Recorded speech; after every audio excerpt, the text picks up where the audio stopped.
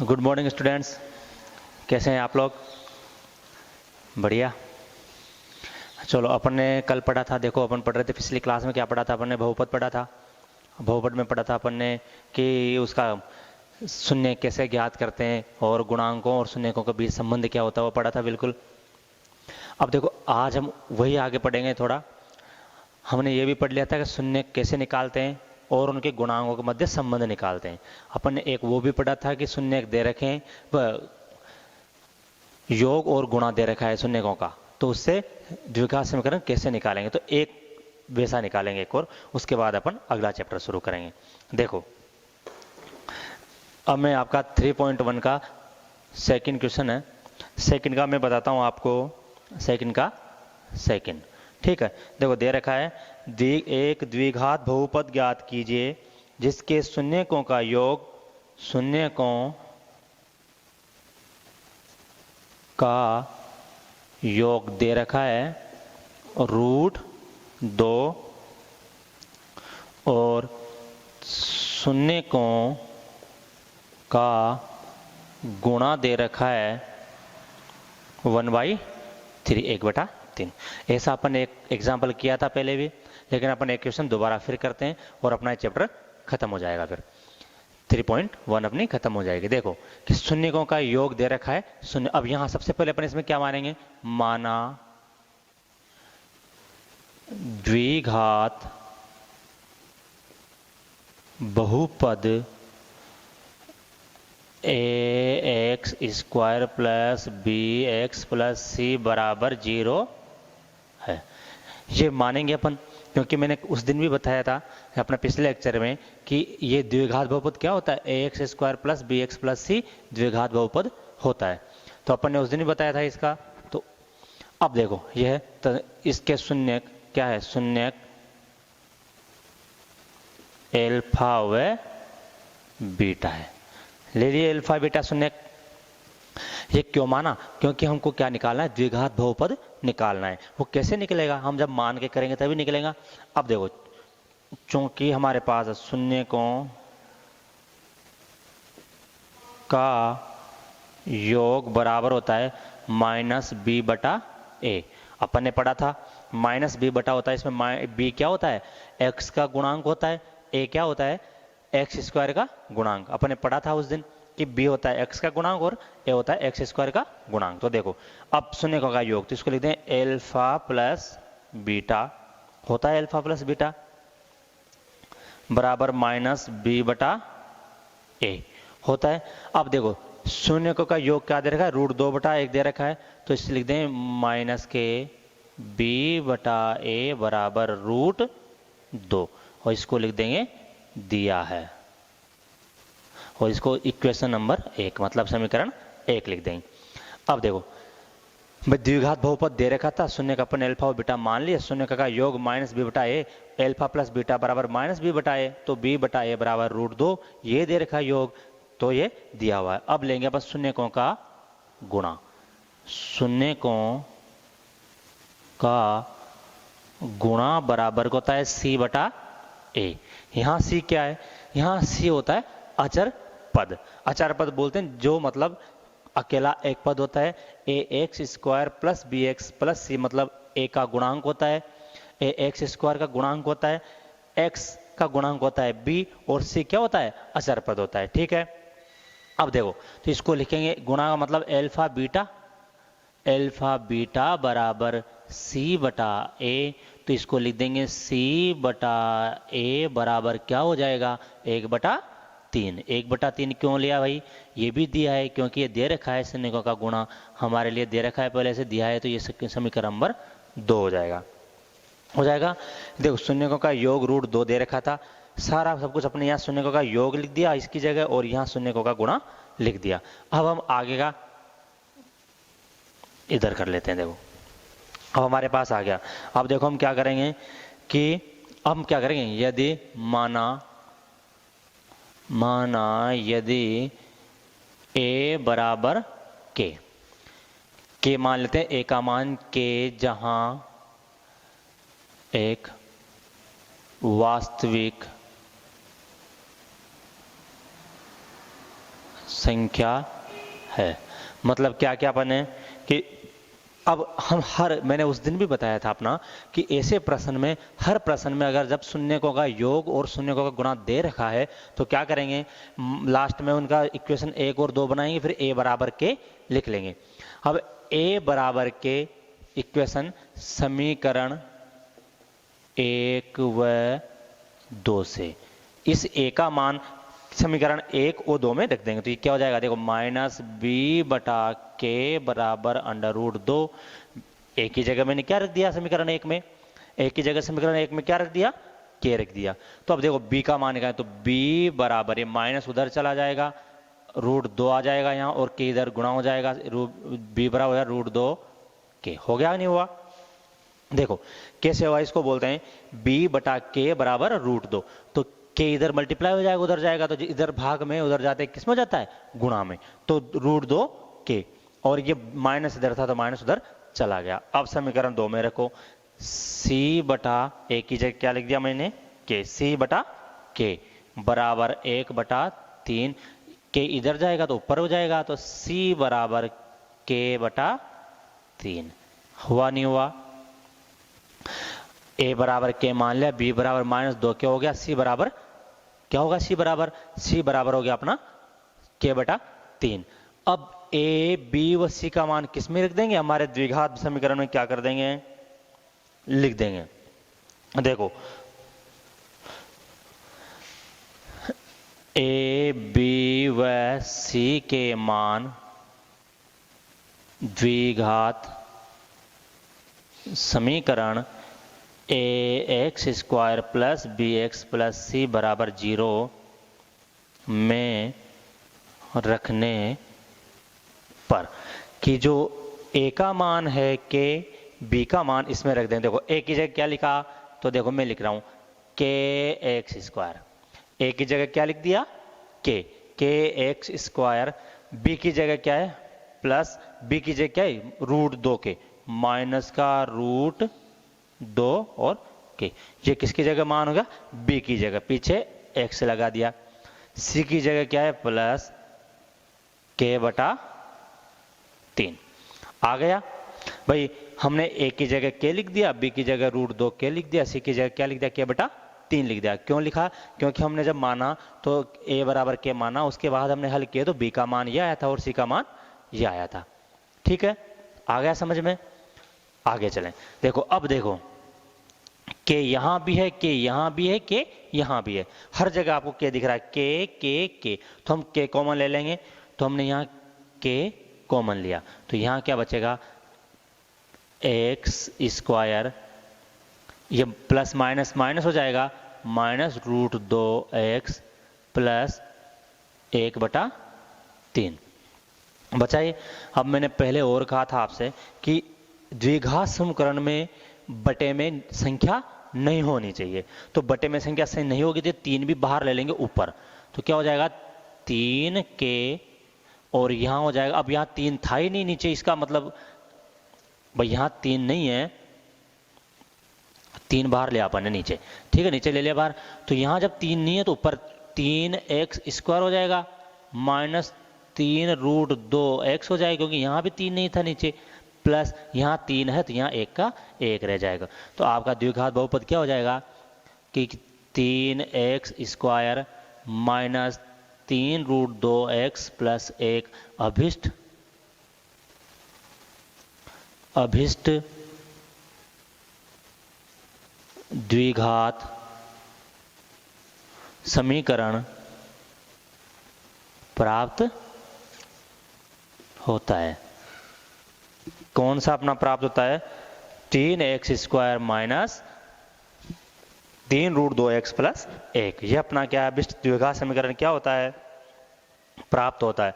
और देखो ऐसा है, ये इतना बड़ा नहीं है, ये दिखने में सिर्फ बड़ा है, ये मैंने थोड़ा आपको समझाने के लिए खोल के किया है, नहीं तो इसको मैं एक एक स्टेप में कर सकता हूँ। यहाँ जैसे देखो ये एल्फा प्लस बीटा था, यहाँ ये लिखा एक बार, तो मैं सीधा एल्फा प्लस बीटा को यहाँ लिख के ये एक लाइन यहाँ से खत्म हो जाती, एक लाइन यहाँ से खत्म हो जाती, ठीक है। उसके बाद जैसे यहाँ रखा, यहाँ सीधा ही के कॉमन लिया, तो यहाँ के बटा 3 डायरेक्ट कॉमन लेता तो सीधा उत्तर यहाँ जाता, यहाँ ही खत्म हो जाता, हो जाता ना। लेकिन मैंने क्यों किया, क्योंकि आप जब आपको आ जाएगा समझ में तो आप आसानी से कर सकते हैं इसको नॉर्मल तरीके से भी, यहाँ भी इस पे वो करके। लेकिन आप जैसे इससे करेंगे खोल के तो बिल्कुल एक एक लाइन आपकी क्या हो जाएगी, समझ में आ जाएगी। और इसको ढंग से एक बार दोबारा वीडियो को दोबारा रिवाइंड करके देख लेना और आपको समझ में आ जाएगा।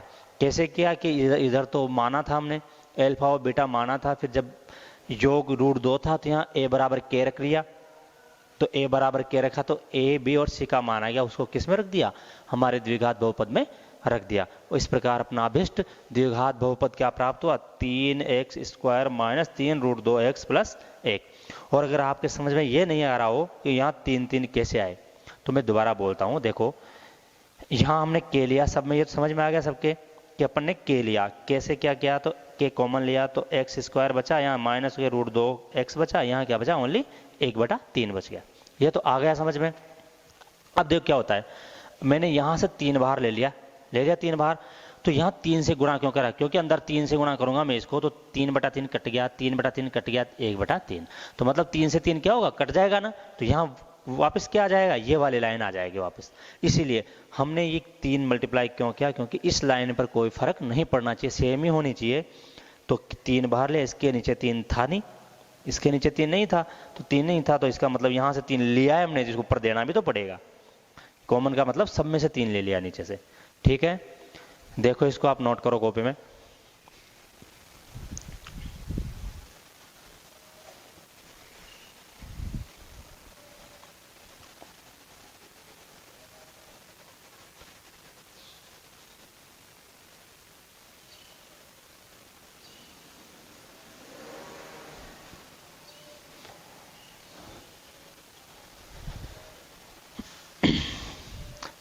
ठीक है बच्चों,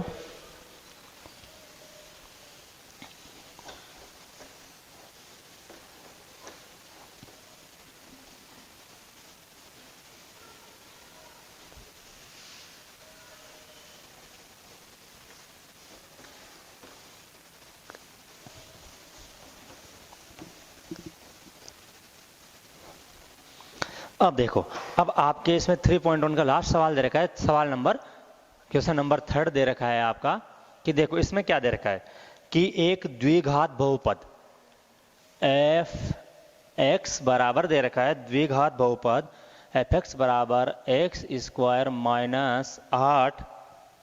8x + k, मतलब c की वैल्यू नहीं दे रखी है, x² - 8x + k दे रखा है द्विघात बहुपद। और दे रखा, और एक चीज दे रखी इसने, शून्यकों के वर्गों का योग, शून्यकों के वर्गों का योग बराबर दे रखा है 40। अब यार माना द्विघात बहुपद के शून्य क्या होते हैं, अल्फा व बीटा होते हैं ना, लिखते हैं माना द्विघात बहुपद के शून्य क्या होंगे, बराबर अल्फा व बीटा है। तो इसका मतलब शून्यकों के वर्गों का योग, हम क्या करेंगे, प्रश्न पढ़ेंगे। प्रश्न में क्या बोला है कि बहुपद दे रखा है, शून्यकों के वर्गों का योग, तो इन दोनों के वर्गों का योग, इसलिए क्या हो जाएगा अल्फा², भाई अल्फा का वर्ग प्लस बीटा² बराबर क्या हो जाएगा 40। इसको हम इक्वेशन 1 दे देंगे। ये मैंने क्यों लिखा अल्फा² बीटा², इसलिए लिखा, इसने बोला है कि शून्यकों के वर्गों का योग क्या दे रखा है 40, तो शून्य क्या है, ये दोनों अल्फा व बीटा, इनके वर्ग करेंगे तो अल्फा का स्क्वायर बीटा का स्क्वायर, वर्ग बोलते हैं घात की 2 लगाते हैं उसको, स्क्वायर या वर्ग, तो वर्गों का योग हो जाएगा अल्फा² + बीटा² बराबर 40। अब देखो, अब हमें निकालना है, तो इसमें k का मान निकालना है, इसमें किसका मान निकालना है, k का मान निकालना है, तो बिल्कुल निकल जाएगा। कैसे, देखो हमारे पास शून्यकों का योग हम निकाल देते हैं, शून्यकों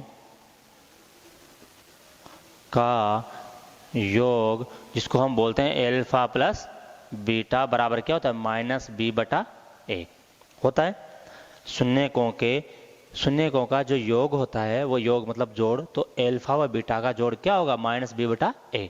माइनस बी क्या है मैंने बताया था उस दिन, तो एल्फा प्लस बीटा बराबर क्या हुआ, बी क्या है, एक्स का गुणांक, तो माइनस की जगह माइनस, और इधर भी क्या है माइनस का 8 है ना भाई। ये माइनस तो है फॉर्मूले वाला सूत्र वाला माइनस ये, और ये माइनस किसका है, संख्या के लगा हुआ है, बी का मान ही -8 है इसमें, तो -8 अपॉन ए का मान क्या है 1।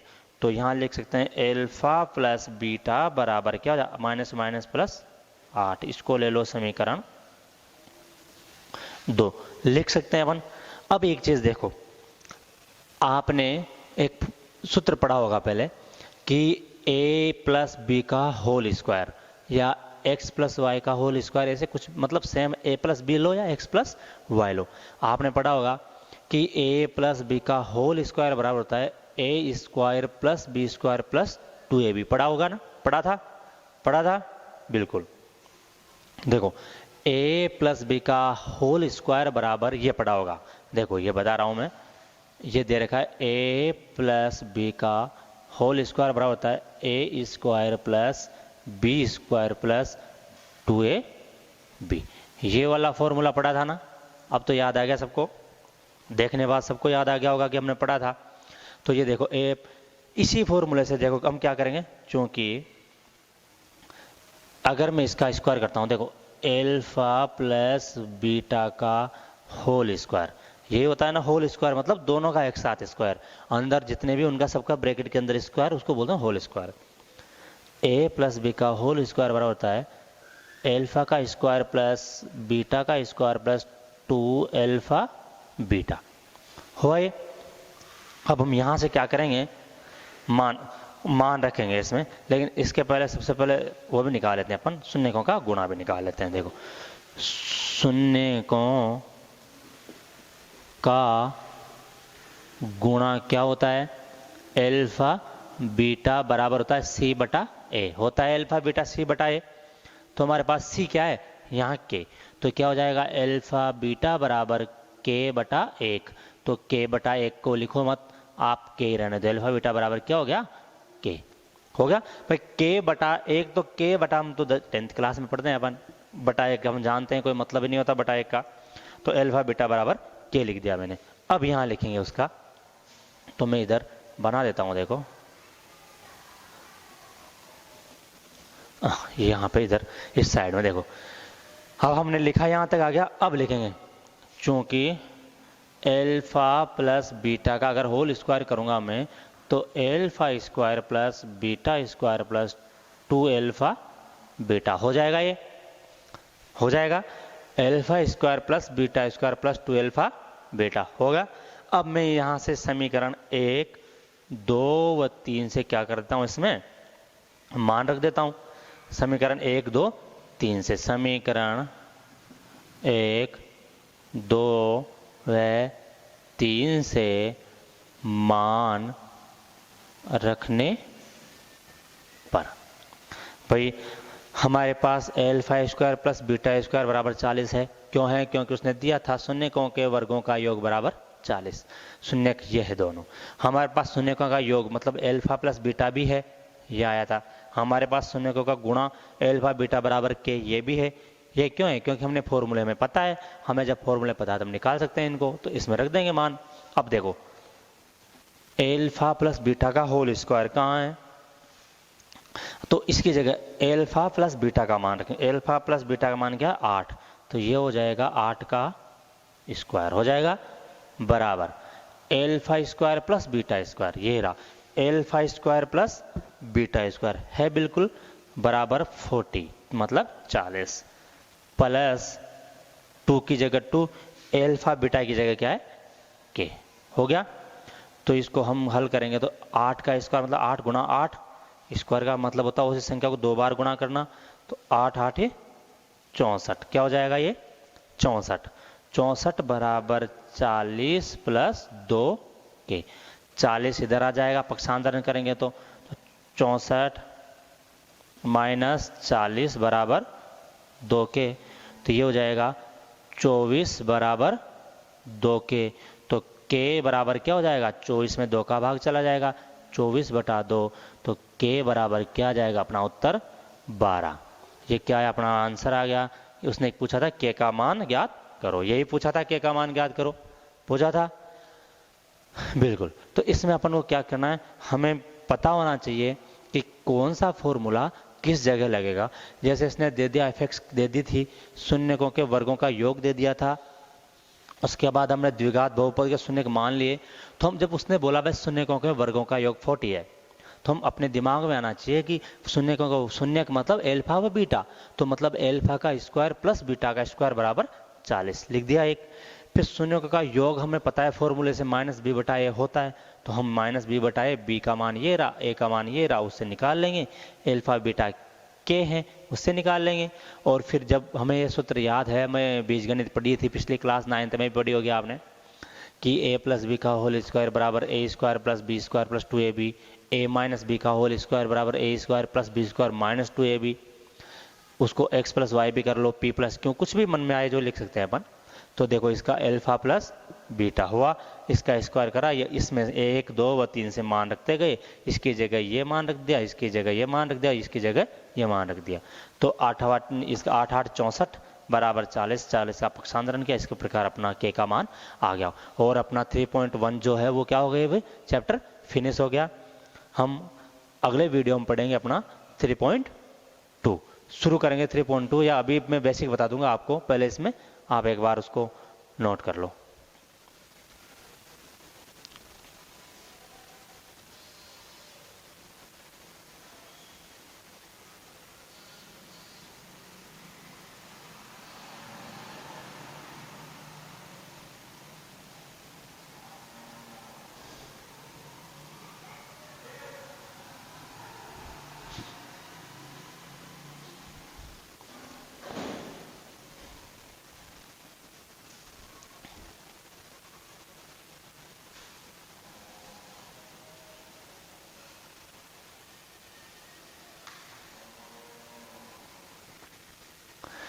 ठीक है,